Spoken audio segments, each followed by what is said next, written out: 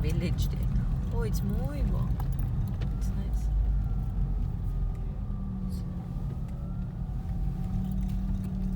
Yeah, come on. You have to go to the left here. So, naglakaw-lakaw na mingaw diri. Hmm? It's a really good place to walk on because it's not crowded. Ah, it's really hot. You see it on G. Yeah. Tugnaw. Putos kay kustanan. But yeah, it's a nice village ba. It's very quiet. So kuan siya doon. This is close to Utrecht. Yeah. We're going to Castel VIANEN. Salamat kay ni Sheila sa akong shoes.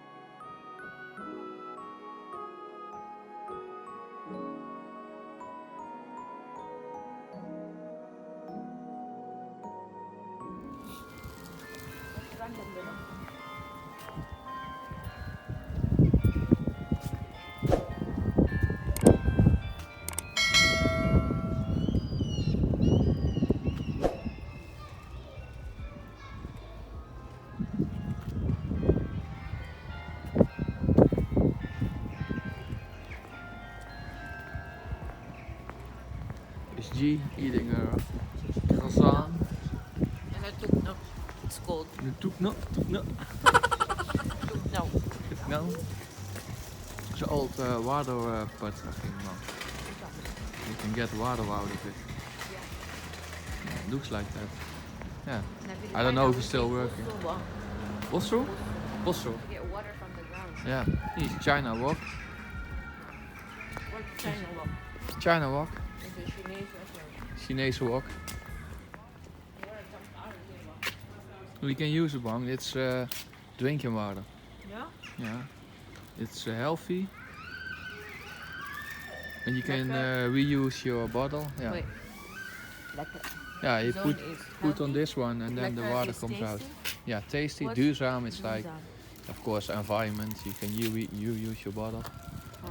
This is the old one, of course. From 1662. Yung church sa VIANEN. Nice kaayo. It's really big one, mo. Yeah. Kami rin nagtikaw-tikaw diri no. I was saying it's only the two of us here. Kay lockdown man. So later in Utrecht we'll see. Of course there will be more people mo.